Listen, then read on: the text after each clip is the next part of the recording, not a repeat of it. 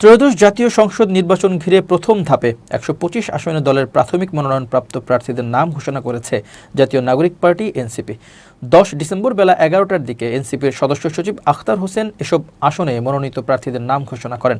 এর মধ্যে ঢাকা ১১ আসনে এনসিপির হয়ে সংসদ সদস্য পদে লড়বেন দলটির আহ্বায়ক মোহাম্মদ নাহিদ ইসলাম। এই আসনটি বাড্ডা, ভাটারা, রামপুরা নিয়ে গঠিত। এই আসনের বিএনপির প্রার্থী এম.এ. কাইয়ুম। গত ৩ নভেম্বর এই আসনে প্রাথমিক প্রার্থী তালিকা ঘোষণা করে বিএনপি। এছাড়া ঢাকা ১৮ আসনে লড়বেন এনসিপির মুখ্য সংগঠক নাসির উদ্দিন পাটোয়ারি। এছাড়া পঞ্চগড় ১ আসনে এমপি পদে লড়বেন দলটির উত্তরাঞ্চলের মুখ্য সংগঠক মোহাম্মদ সার্জিস আলম।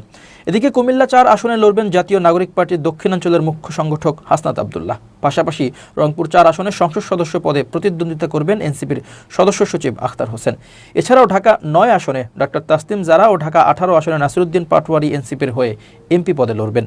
অন্যদিকে ঢাকার বাকি আসনগুলোর মধ্যে ঢাকা ১ আসনে মোহাম্মদ রাসেল আহমেদ, ঢাকা ৪ আসনে ডাক্তার জাহিদুল ইসলাম, ঢাকা ৫ আসনে এস.এম. শাহরিয়ার, ঢাকা ৭ আসনে তারেক আহমেদ আদেল, ঢাকা ১২ আসনে নাহিদা সরওয়ার নিভা, ঢাকা ১৩ আসনে আকরাম হুসাইন, ঢাকা ১৫ আসনে অবসরপ্রাপ্ত মেজর মোহাম্মদ আলমগীর ফেরদৌস, ঢাকা ১৬ আসনে আরিফুল ইসলাম আদিব, ঢাকা ১৭ আসনে ডাক্তার তাজনুভা জাবিন, ঢাকা ১৯ আসনে ফয়সাল মাহমুদ শান্ত ও ঢাকা ২০ আসনে ইঞ্জিনিয়ার নাবিলা তাসনিদ এনসিপির হয়ে এমপি পদে লড়বেন।